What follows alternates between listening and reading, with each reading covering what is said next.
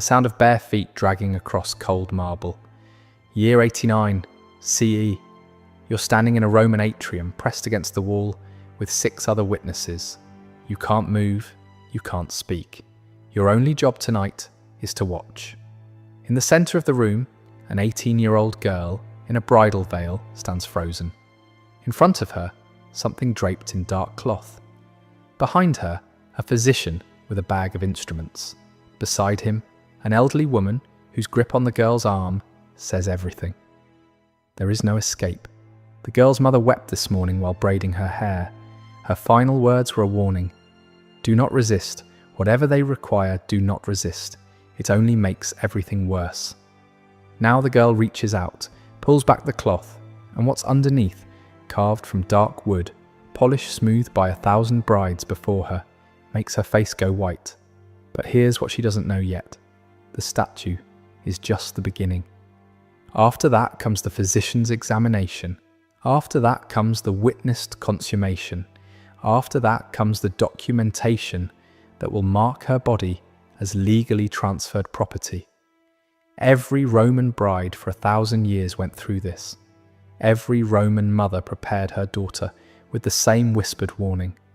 And when Christianity conquered Rome, they erased it so completely that no one today knows it ever happened.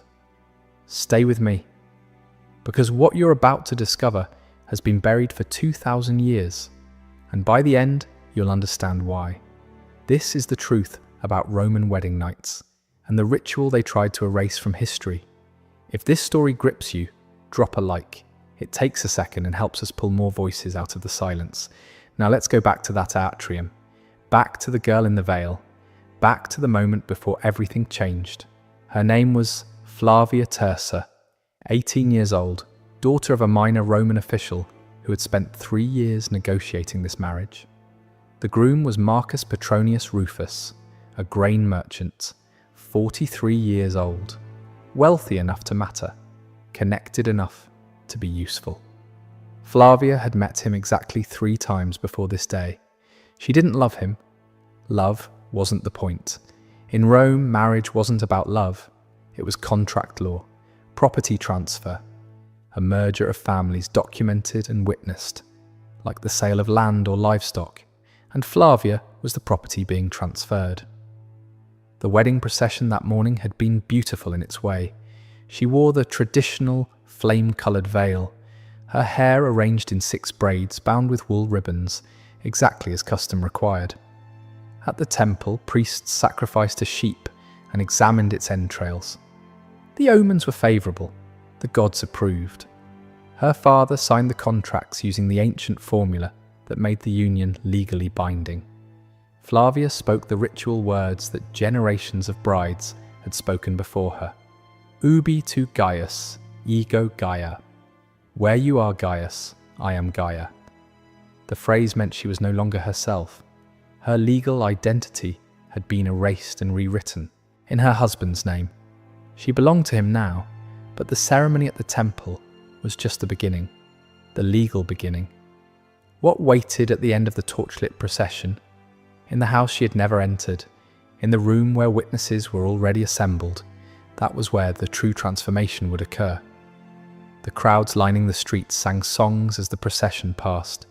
Not hymns, not blessings, obscene songs, explicit verses describing in graphic detail what would happen to Flavia that night. Young men shouted suggestions that made her face burn beneath the veil. Old women cackled and threw walnuts at her dress, a fertility blessing that felt like mockery. Her mother walked beside her, silent. Flavia had expected comfort, reassurance. Instead, her mother stared straight ahead, jaw tight, eyes empty. That morning, while arranging Flavia's hair, her mother had started crying. Not gentle tears, deep, shuddering sobs she tried to muffle with her hand. Flavia had asked what was wrong. Her mother's answer came in a whisper. Do not resist. Whatever they require of you tonight, do not resist. It only makes everything worse. Flavia hadn't understood. She thought she knew what wedding nights involved, the basic mechanics, the expectation of pain. She had not prepared for what was actually waiting. The procession reached the house of Marcus Petronius Rufus as the last light disappeared from the sky. The doorway was decorated with wool and greenery, 2 torches marking this as a place where a marriage would be consummated according to law. Her husband stood waiting in the doorway.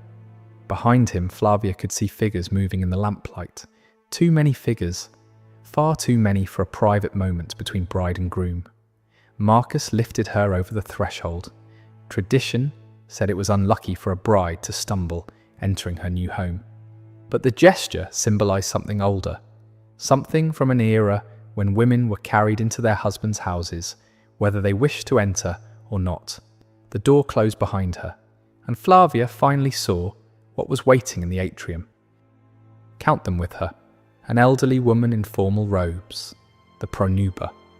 Her role was to oversee everything that would happen tonight and provide testimony if the marriage was ever legally challenged. A priest of uncertain affiliation, his face half shadowed by lamplight. 3 female slaves carrying basins of water and clean cloths. An older man with a leather bag at his feet. Medical instruments visible through the opening. And in the corner, draped in dark fabric that concealed its shape, a wooden structure nearly 4 feet tall. Too many people, too many eyes, too many witnesses for what Flavia had imagined would be private. The pronuba stepped forward and took Flavia's hands. Her grip was firm, almost restraining, as though she expected Flavia to flee. "Welcome to your husband's home," the pronuba said. "The sacred rites must now be completed." Here's what almost no one tells you about Roman marriage. It was not a romantic union. It was not about love or companionship or building a life together. It was a property transfer, documented and witnessed like the sale of a farm or a ship. Roman law classified marriage as conventio in manum, literally coming into the hand. A woman passed from her father's legal ownership to her husband's. Before the late Republic, this transfer was absolute. A husband held the same legal power over his wife that he held over his slaves, including the right of life and death. By the imperial period, when Flavia walked that torchlit path, the law had softened somewhat. Women could own property. Divorce was possible, but the fundamental principle remained. Marriage transferred a woman from one man's authority to another. And like all significant property transfers in Rome, it required verification. Think about how Romans handled the sale of land. Witnesses observed the transaction. The property was inspected. Rituals invoked divine blessing. Boundaries were walked. Documents were sealed. Romans applied this exact logic to marriage. The bride's primary value lay in her capacity to produce legitimate heirs. Her body was the property being transferred. Her fertility was the resource being purchased. Roman law required both be verified before the transaction was complete. This wasn't interpretation. Roman legal texts state explicitly that a marriage was not valid until consummated. The consummation had to be confirmed by witnesses. The bride's virginity had to be verified. Each requirement generated rituals that made perfect sense within Roman legal logic, rituals that horrify us precisely because that logic is so alien to how we understand marriage today. The pronuba guided Flavia toward the draped figure in the corner. Flavia's heart was pounding so hard she could hear it in her ears. The pronuba's hand remained on her arm, firm and guiding, allowing no retreat. "You must greet mutunus tutunus," the pronuba said. "You must ask his blessing before your husband approaches. You must offer yourself as tradition requires." Flavia reached out with trembling hands and pulled back the cloth. What stood beneath was carved from dark wood, polished smooth by generations of use. It was shaped with anatomical precision into the form of a phallus. This wasn't a small amulet like the ones children wore around their necks to ward off evil.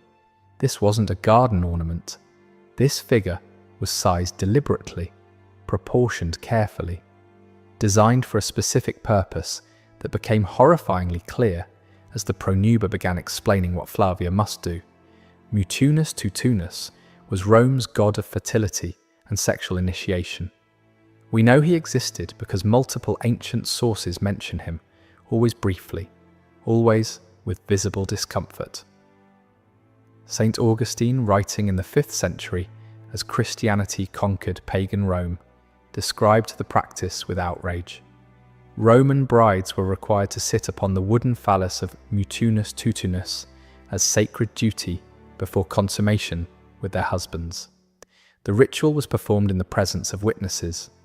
Augustine was a hostile source, writing to condemn paganism, but his description matches fragments from earlier, non-Christian texts. Lactantius, another church father, called it so shameful that even naming it pollutes the speaker. Arnobius provided the most detailed account, describing brides made to straddle the god's emblem, their new husbands looking on. The antiquarian Varro, writing centuries earlier with no Christian agenda, mentioned Mutunus Tutunus as a deity to whom brides were presented, using language that implied physical contact without explicitly describing it. Modern historians who address this ritual tend to minimize it. They suggest the bride merely sat briefly on the statue's lap in a symbolic gesture. But the language of ancient sources doesn't support that interpretation. Augustine's word was incidere, which means to settle onto, to mount. Arnobius used language implying penetration. Lactantius refused to describe the details because they were too shameful, an excessive reaction to someone briefly touching a statue. The stated purpose was divine blessing for fertility. The practical purpose, which Romans may or may not have acknowledged, was something else entirely. Preparation. Breaking down resistance before the real consummation. Demonstrating absolute submission before witnesses. Conditioning a virgin bride to accept what would follow. Flavia stood before the wooden figure. The pronuba positioned her body, guided her movements, instructed her in what was required. The witnesses watched. Her husband watched. The physician waited to perform his examination afterward. And Flavia understood finally what her mother's tears had meant, what the obscene songs had been preparing her for, what being a Roman wife actually required. She could refuse, theoretically, but refusal meant disgrace for her entire family. Nullification of the contracts, return to her father's house as damaged goods. No respectable man would marry. It meant everything she had been taught about duty, honour, and a woman's place would be proven false, and she would be proven worthless. Flavia did not refuse. Think about that for a moment. An 18-year-old girl, surrounded by witnesses, facing something she never imagined, and her only real choice was obedience or ruin. I'm curious what's going through your mind right now. Drop a comment. I read every single one. After the ritual with the statue, slaves washed her in basins of scented water. This washing had religious significance, purifying her after the encounter with the god. But it was also practical, preparation for what came next. The physician stepped forward. This examination was not optional. Before any wedding involving significant property, a Roman bride underwent verification by a physician or midwife. Her virginity confirmed. Her physical state documented. The documentation became part of the legal record, establishing the bride's value. Roman medical texts describe the techniques used with clinical precision that leaves no ambiguity about what was involved. Flavia had already endured this examination once, before the wedding, to establish a baseline, to confirm she was intact, to verify she had never belonged to another man. Now, after the ritual with Mutunus Tutunus, the physician performed a second examination. This one verified the ritual had been properly completed, that her physical state was consistent with what the earlier examination established, that she was prepared for consummation. All of this occurred in the presence of witnesses whose testimony might be required if any aspect of the marriage was ever legally challenged. What strikes modern readers about Roman descriptions isn't just the invasiveness, it's the casualness. Romans didn't view these rituals as traumatic. They were simply necessary procedures for accomplishing an important legal transaction.